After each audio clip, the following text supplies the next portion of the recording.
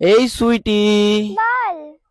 নেকিদের ন্যাকামো দেখে হচ্ছে সবাই নেকি, নেকিদের ন্যাকামো দেখে হচ্ছে সবাই নেকি। সস্তার ড্রামাটা বন্ধ করিস, আসল রূপটা দেখি।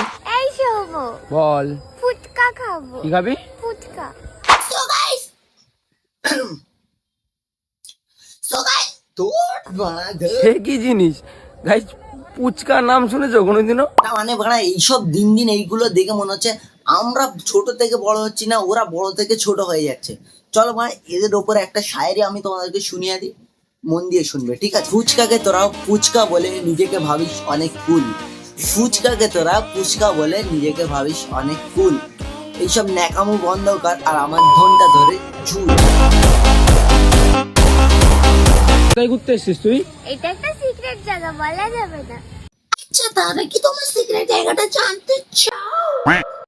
চলো তাহলে দেখে নি দুটো সিক্রেট জায়গা আছে, কোন সিক্রেট জায়গা যাওয়া যাক, চলো দেখিয়ে দিই আগে। এই সুইটি, বলো। তুমি লাউ বাগানে কি করছো? লাউ তুলতে এসছি। কেন? Next. এই সুইটি, বল। কি করছিস তুই?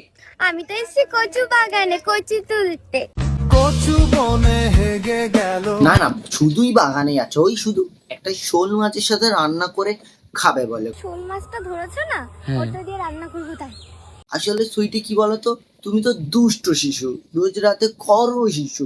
বাবা, আপনি তো দেখি কবি হয়ে গেছে। আমি এসছি নীলকুঠিতে ঘুরতে। এই যে বোটগুলো দেখা যাচ্ছে পেছনে, উঠবি তুই বোটে? হ্যাঁ, কিন্তু আমি বুঝতে পারছি না যে আমি বোট চালাবো নাকি বোট আমাকে চালাবে। এই, এটা তুমি এখানে কি করছো? বলো, আজ আমি তো পাখা চালাতে এসেছি, আমি বুঝতে পারছি না পাখা আমাকে চালাবে না আমি পাখাকে চালাবো। কি ধরনের বড়দের মতো কথা বলছো?